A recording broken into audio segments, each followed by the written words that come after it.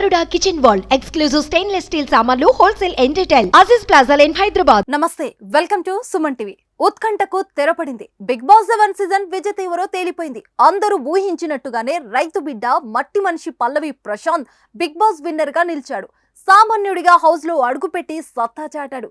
Cinema హీరోలు, serial actors, హేమహేమిలను పక్కన పెట్టి పల్లవి ప్రశాంత్ విజయం సాధించాడు. బిగ్ బాస్ విజయంతో పల్లవి ప్రశాంత్ కష్టానికి ఫలితం దక్కింది. ఇక 105 రోజుల కష్టం ఫలించింది. పల్లవి ప్రశాంత్ ఆట తీరే అతని విజయానికి కారణమైంది. అతను చేసిన పోరు, టాస్కులను గెలుచుకున్న విధానం అన్ని ఈ సీజన్ లో హైలైట్ గా నిలిచాయి. బిగ్ బాస్ 7 సీజన్ విన్నర్ గా నిలవడంతో పల్లవి ప్రశాంత్ కల నెరవేరింది. బిగ్ బాస్ లో ఛాన్స్ కోసం 3 ఏళ్లు కాళ్లకు బలపాలు కట్టుకుని తిరిగాడు. నగరానికి వచ్చి అందరినీ కలిసి చివరికి తన లక్ష్యాన్ని నెరవేర్చుకున్నాడు. హౌస్ లోకి వెళ్లి అనుకున్నది సాధించాడు. అద్భుతమైన ఆట తీరుతో టైటిల్ ఎగరేసుకుపోయాడు. హౌస్ లో ఎన్నో విమర్శలు ఎదుర్కొన్నారు, అవమానాలు పడ్డాడు. కానీ ఏనాడు వెనకడుగు వేయలేదు.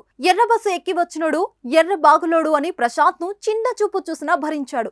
ఊరు నుంచి వచ్చిన వాడికి, కారం మెతుకులు తిన్నవాడికి బిగ్ బాస్ ఆట తీరేం తెలుస్తుందిలే అన్నా సహించాడు. అమాయకుణ్ణి చేసి రతిక ఆడుకున్నా, మోసం చేసినా పట్టు వదలలేదు. గడిచిన 14 వారాల్లో పల్లవి ప్రశాంత్ ఎదుర్కొన్నది మామూలు టాస్క్ కాదు. బిగ్ బాస్ ఇచ్చిన టాస్కుల కంటే తోడుగా ఉన్నవారు, బలంగా నమ్మిన వాళ్ళు, పొడిచిన వెన్నుపోట్లు, వెనకాల మాట్లాడిన మాటలు పల్లవి ప్రశాంత్ ను కుంగదీశాయి. ఇవే మాటలు కసిని కూడా పెంచాయి.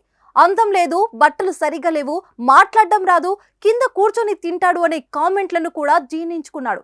కానీ ఏ టాస్కులను వెనకడుగు వేయలేదు. రక్తం చిందించైనా గెలిచి తీరాలని ముందుకు దూకాడు. అనుకున్నది సాధించాడు. గేమ్ లో పోటీ సహజం, శత్రువులు సహజం. కానీ శివాజీ పల్లవి ప్రశాంత్ ను ముందుకు నడిపించారు. అతడి విజయంలో కీలక పాత్ర పోషించారు. అనుక్షణం పల్లవి ప్రశాంత్ ను మోటివేట్ చేస్తూ అతనిలో ఆత్మవిశ్వాసం నింపాడు. మారుమూల పల్లెటూరు నుంచి ఎర్ర బస్సు ఎక్కి వచ్చిన పల్లవి ప్రశాంత్ బిగ్ బాస్ విజేతగా నిలిచి చరిత్ర తిరగరాశాడు. హ్యాండ్స్ అప్ పల్లవి ప్రశాంత్.